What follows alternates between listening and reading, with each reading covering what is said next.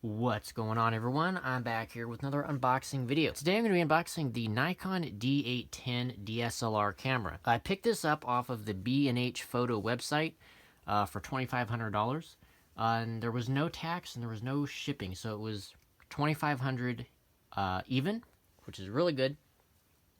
But yeah, and it also was a bundle, so it included a few extras in the package. So it also came with the Nikon battery grip for the D810, as well as a shoulder bag, so you can carry the camera around and kind of protect it. And it came with a 64 gigabyte SD card, as well as an extra battery.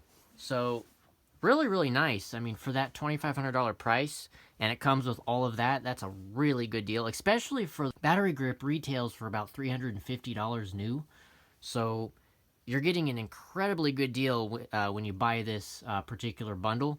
So yeah, really good. And I will provide a link in the description for those of you that might be interested in this particular bundle. So yeah, I would recommend that if you're in the market for a new DSLR. And so yeah, let's go ahead and open up this box. Now I have cut the tape on this main box here because I needed to check to make sure everything was indeed in the box before proceeding with the video. So let's go ahead and open it up here. So there we go. So first and foremost, you can see everything here. So let's start with this. This is the camera bag that was included, and it's made by Rugged. So let's go ahead and take it out of here and get the plastic off. Okay, so there we go. As you can see, it's a relatively small-sized little bag.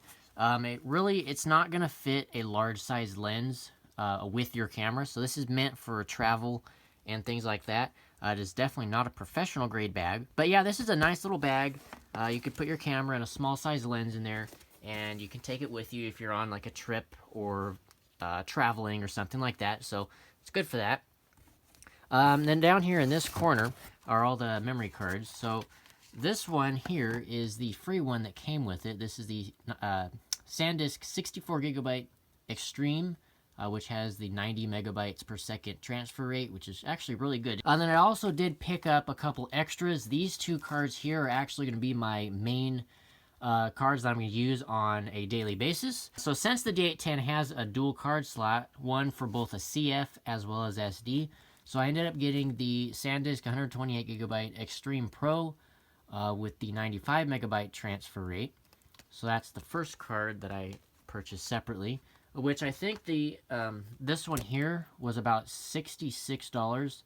Not too bad. And then the CF card is also 128 gigabytes, so I can just make sure the storage space is equal if I end up wanting to use these cards in the backup configuration. But this is the Lexar Professional that gives you 160 megabyte transfer rate. So this is really fast and will get the pictures off of your buffer really quickly. So I believe this retails for about 110. And then over here we have the Nikon D810 battery grip. And this is what attaches to the bottom of the D810 and essentially gives you extra battery power while also allowing you to shoot vertically, which is really neat. So I'll open that in just a moment once we get this big box out of the way. And then lastly, of course, we have the D810 itself. So now let's get this big box out of the way. So now let's go ahead and continue. So let's go and start by opening up the battery grip and see what we got going on in here. Again, this retails for about $350 new. But anyway, so the first thing we have in here is this little kind of carrying pouch that has the adapter for the AA battery. So you can use AA batteries with this particular grip if you so choose, which is a really nice addition. So really cool that that's included. And then down here we have the instruction manual, and then we have lastly as well as some warranty cards and stuff like that. But anyway, here is the grip itself. So let's go ahead and take this out, and there you go. So it's really nice. It is quite large, but it is meant to add extra power to your camera, and it also, of course, acts as a grip to make it a little more comfortable for vertical shooting. So to give a quick hardware tour of this, so you have a lock dial here to rotate the little screw to mount it to your camera. And then over here we have the command dial. So this does have a command dial on it, so it can replace the command dial that's on the camera itself when you're shooting vertically. And then we have the shutter button that can also be locked, so it doesn't get accidentally pressed. That's really nice. And then we have the second command dial, AF on button, and then it does have a little joystick here to control the focus points. And then you have another little dial, just like on the front, to screw the little mount on there. Then we have this little tab, which when you turn it, this is what allows you to pull the battery compartment out. So that's nice. On the bottom, you have a tripod screw. And then on the top here, we have the tripod screw, which is a 1/4 inch in size. And then we have this little cover here, which is covering the connector that would connect to the bottom of your D810. And then we have this little indentation, which is meant to store the little rubber flap that is on the bottom of the camera when you're not using it. So that's pretty cool. So that is the battery grip. Okay, so let's go ahead and move on to the actual camera itself. So let's go ahead and open it up. But anyway, so you have the standard Nikon box that's in gold. It says Nikon here, D810. But anyway, let's go ahead and crack this open, see what we got going on in here. So first and foremost, we have the warranty card, as well as some information on safety and things like that. And then we have the pouch that has all of the instruction manuals in multiple different languages, and it also does include the Nikon View NX2 DVD software. All right, with that out of the way, let's go ahead and get into the bottom here. So let's go ahead and start with the accessories. So first and foremost here, we have a USB 3.0 cable, which is really nice. Then we have here the ENEL 15 battery charger. This is that charges the ENEL 15 batteries. The charger itself is the MH25A, for those of you wondering. Moving on, we have the D810 grip. You can see here it says Nikon D810 on it, which is pretty neat. And then moving further down here, we have the little plug that connects to the battery charger. It's kind of interesting that this is not directly connected to it already. So you actually have to do that separately, which is kind of weird, but no problem. Then we have the battery itself. So take that out here. So there's what the battery looks like. It's slightly larger than most. I believe this is the same battery that works, that fits in the D750. So if you have a D750 and you're wanting to upgrade, your battery should work just fine. And then lastly down in here, we have a couple little adapter things that mount to the side of your camera. And essentially what these do is it allows you to organize your cables. So if you have an HDMI cable and a USB cable connected, you can mount these onto it, and it will prevent the connector on the camera itself from being pulled and damaged. So really, really nice little addition here to help further protect the camera. And then we have the actual camera itself. So let's put that box over there. And let's take a look what we got going on in here. So we have the camera here. Let's take it out of this plastic bag. There we go. So there is the Nikon D810. It is actually quite a bit larger than what I was initially expecting. It's definitely not as large as the Nikon D5, but it's definitely quite a bit larger than most DX cameras as well. I am someone that has previously shot with a DX camera, so holding this for the first time is quite amazing. It is really huge in my hand. But yeah, really, really nice. So this is an FX camera body, meaning it has the full 35mm sensor on it. It is not a DX camera like some of the cheaper models. So this gives you the full frame sensor, just like the 35mm film cameras back in the day. So really, really nice. So yeah, let's go ahead and give a quick hardware tour and show you guys what we got going on here. It does also include a LCD screen cover, so you can protect it from dust and scratches, which is really nice that that's included. It does have a little piece of plastic over this, which I will remove right now. So there we go. Okay, so that's off. So of course we have 3.2-inch LCD display. Now it is not touchscreen, unfortunately, and it does not tilt or rotate like some of the more affordable DSLRs.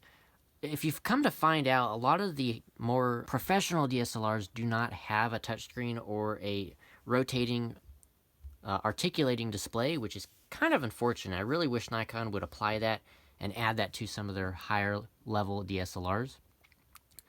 Okay, but anyway, so there's that. Then we have the menu button, the lock/info button, kind of doubles as two there. Then we have the zoom in and out. And then we have the OK button. And over here we have the info button. Then we have the live view button as well as the live view switch, so you can toggle between photo and video modes. You have the info button or the I button, so you can get some quick access to some quick settings while in live view. Then we have the directional pad that has a secondary OK button in the middle. And you can also go like that and select that little switch to lock the command, the D-pad, so you do not accidentally press anything.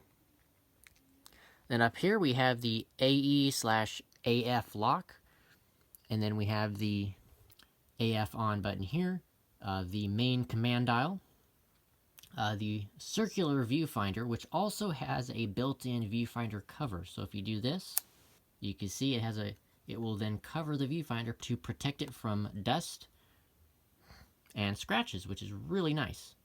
You do that and it opens it up again. Then over here we have the preview button, so you can press that to view your photos.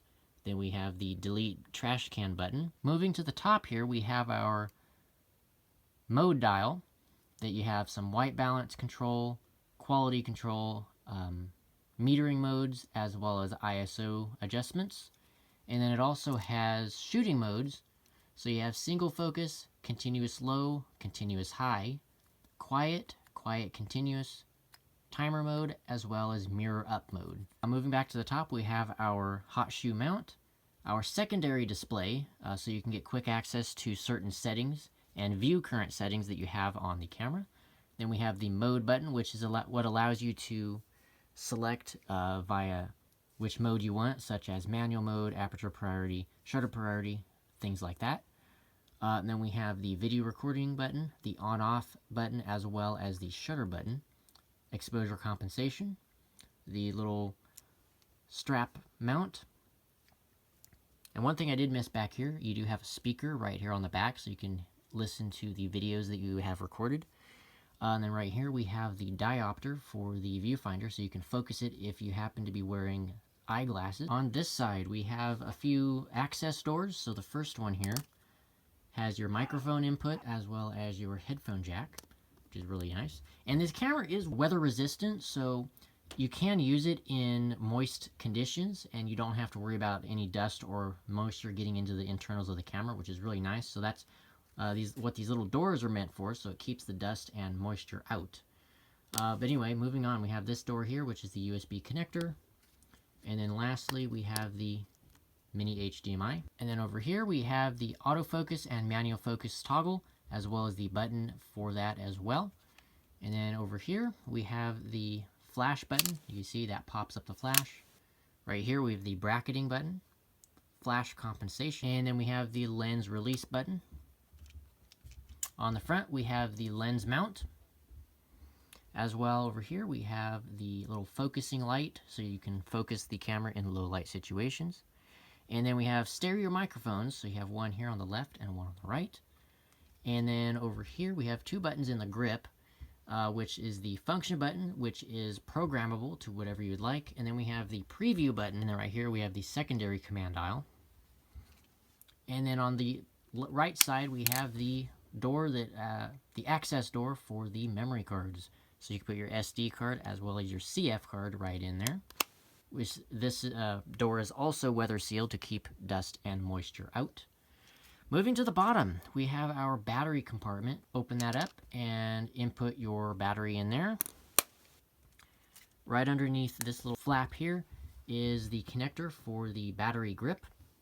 And this is that little rubber cover that I was talking about earlier. And then we have our 1/4 inch tripod mount. So let's go ahead and give a quick rundown of some of these tech specs. So it has 5 FPS continuous shooting in full frame or full resolution mode, and you can get up to 7 frames a second if you happen to put it into DX crop mode, which is the 1.5x crop. So you can get pretty significant increase in the frame rate if you do happen to enable the crop mode, which is a feature on this camera, which is a really nice thing to have, but not something that I would recommend doing all the time because it will lower your resolution of your images. Again, it is also weather sealed to keep out the moisture and dust. It has Nikon's X-Speed 4 processing chip that allows for really nice, really good high ISO, low light performance.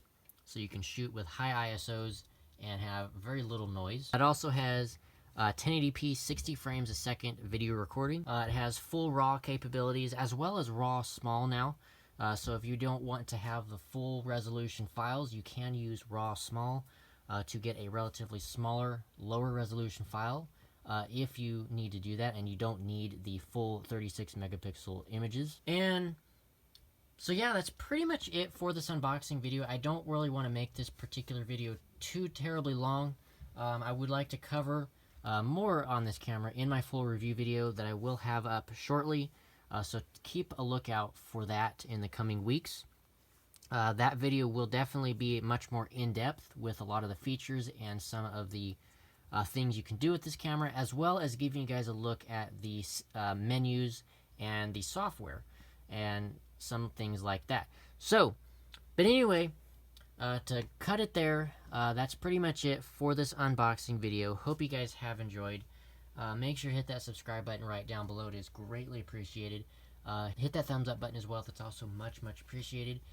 And if you guys have any questions, comments, or anything of such, drop a comment below and I'll try to help you guys the best as I can. Anyway, with that all being said, hope you guys have enjoyed this unboxing video. And again, stay tuned for my full review that I'll have up very shortly.